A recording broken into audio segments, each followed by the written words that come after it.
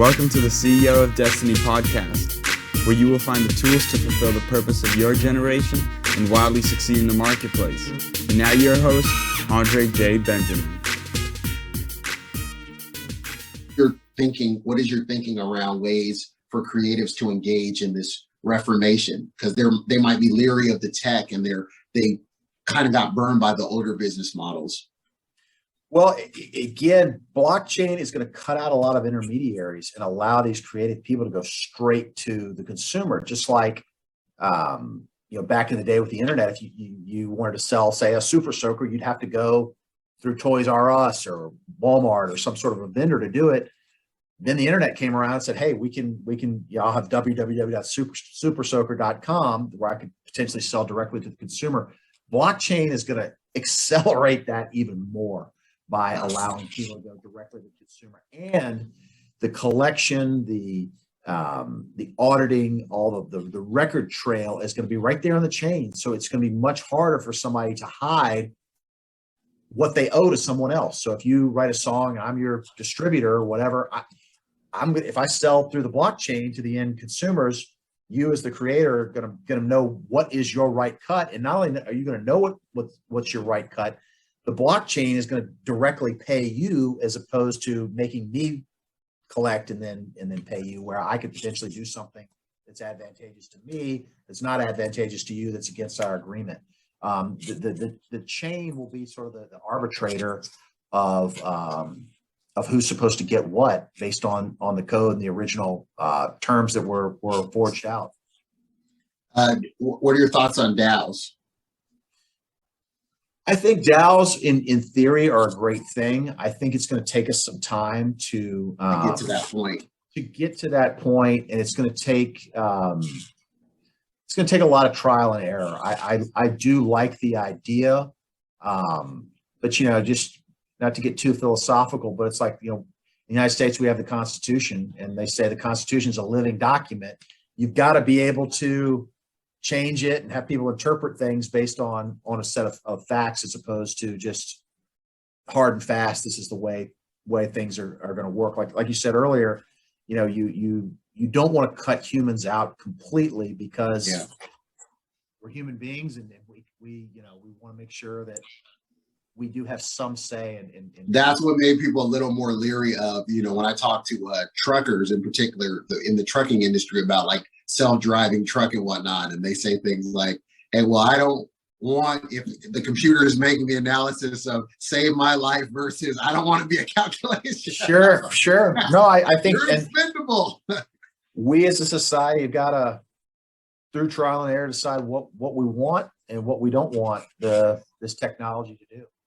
And so as far as regulation, as we're coming to a round in the corner to close out, what are you thinking, Kim, the regulation and is this bureaucracy of things, is it going to stifle or is it going to help the financial reformation? So is it, what I mean, as things are, because I love how you lay out different nations that are already ahead of the curve that are trying to take a proactive view versus reactive.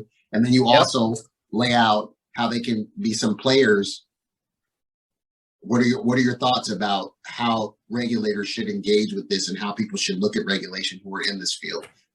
Because some people are scared to get in because they don't feel it's regulated enough, and then others are going to wait too long, and then it becomes, like now they I think in order for this industry to grow and to really realize its potential, we're going to have regulation. This idea that the blockchain is going to take over and it's going to set up all new rules on its own, I don't subscribe to that. I think we're going to have some groundwork, have some just direction from the government as to what are the rules and what are the expectations if certain things unfold. To me, the biggest stifling of innovation is coming from the government not coming out with any kind of rulings on stuff and leaving that ambiguity. Yes. It's sort of the old saying, the start stops things, because we haven't started. It stops things from happening. I do feel like there's several catalysts out there that are kind of forcing things to a head on Capitol Hill in Washington and in other governments around the world. mean, as I highlighted in the book, there are countries like Singapore, the United Arab Emirates, Switzerland to a lesser extent, that are ironing out these questions and saying this is how blockchain will be viewed in the eyes of the law. And that's causing business from overseas to flock to those countries. And Absolutely. There's going to be a day when the bankers in New York or London or wherever, they're saying, hey, these smart people in other countries, they're eating my lunch. Yes. Representative in Congress or Parliament or whatever, you need to get your act together. Absolutely. And maybe even if you just take what they've already put together and pass that into law here, whatever it is, it's creating an inertia where we get these questions sorted out. And so I think that's a good thing. I think that the executive order that the Biden administration put out a few weeks ago was good. And they said, look, our overarching idea is we want the United States to be a world leader in technology, and we don't want to stop things dead in its tracks by being too stringent around our rules. And so I think that was a good high level way of thinking about this. And it's going to take time. It's going to, like I said, kind of trial and error. It's not going to be an overnight kind of process, but it is starting to head that way. But the reluctance and the ambiguity is what you're saying that more concerns you. It's like, don't wait until things really get, like you said, the stop. Don't wait till things get rolling and momentum and then come in way late to the party saying, actually, this is illegal. We can't do this. We can't do that. Right. And the other thing that I would say is the government not doing stuff. It could lead to accidents in the market or bad situations. I mean, I think that I think less is more from the government generally, but I do think you need to have, again, a clear set of rules, and you need to route bad actors out. The example that I would point to are these stable coins right now. Those are basically the dollars on the digital rails that a private bank would offer.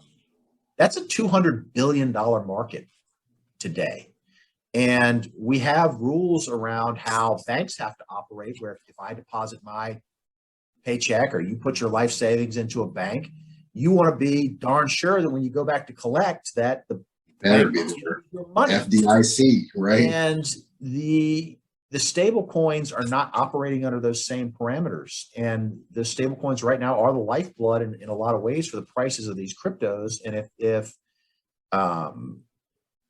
the proper type of accounting and the proper type of assets that can be would be assumed to these banks are dealing with aren't being adhered to, that could cause a big problem in the marketplace. And what that will ultimately do is, if there's a disaster, it'll make people in the general public say, hey, this blockchain thing is not safe. And it's not that the blockchain, the technology is not safe. It's that the mechanisms by which these people were operating under weren't what they should have been. And that's why the regulators, to me, need to get in and sort these issues out now, as opposed to on the front end, something bad to happen. Yeah, don't wait until and then react. And then lastly, what would you say are some of your own greatest hopes and dreams for the blockchain and Web3, basically where things are headed? What is something that you see and you're like, man, I'm really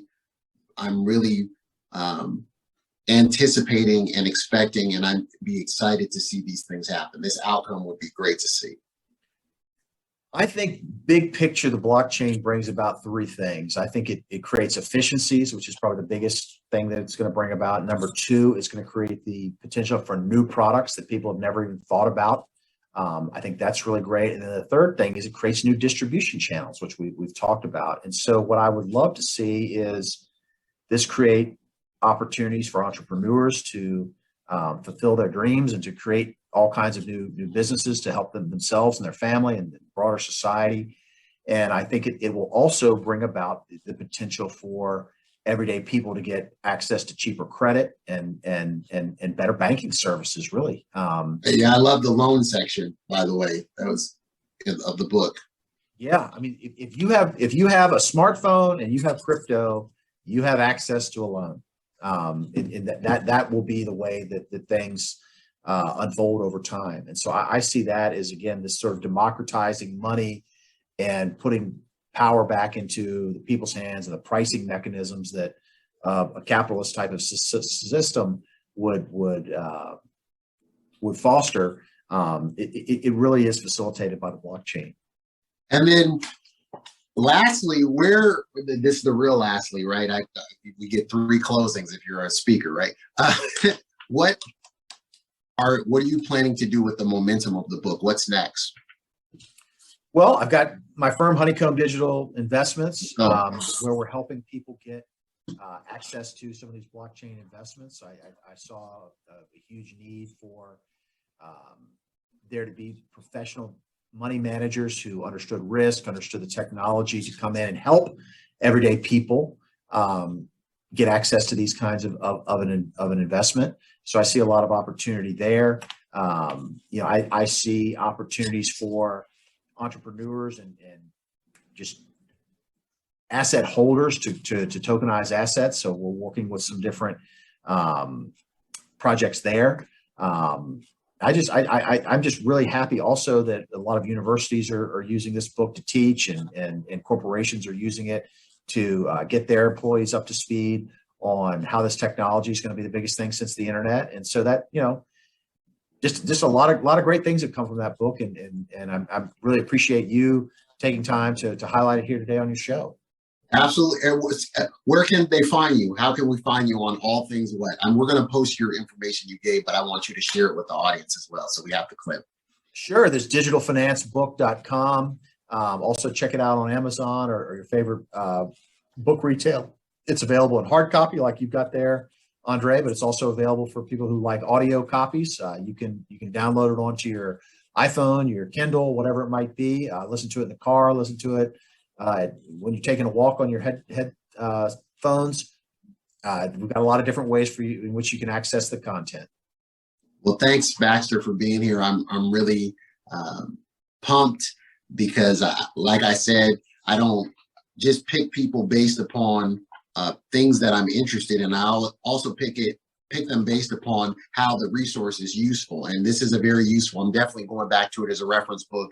And we'll have our children. We have a 12, a 9, and a 5-year-old. So be able to pull some conversations out because you created a great resource. And look forward to more. Is there more writing in the future, possibly? We put out content through podcasts. I do some written pieces that are available on our website, honeycombdigital.io. Who knows? Maybe I'll write another book at some point. We'll just have to see how the future unfolds. Well, thanks for being here, Baxter. I'm excited for the future, and thank you for your time. And this is going to add a lot of value to a lot of people. Great. I appreciate you having me on your show today. Thank you for listening to today's episode. Do us a favor. If this was useful in any way for you, please go to iTunes and leave us a review.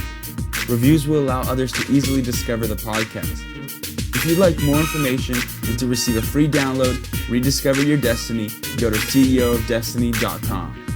Thanks again, and tune in next time.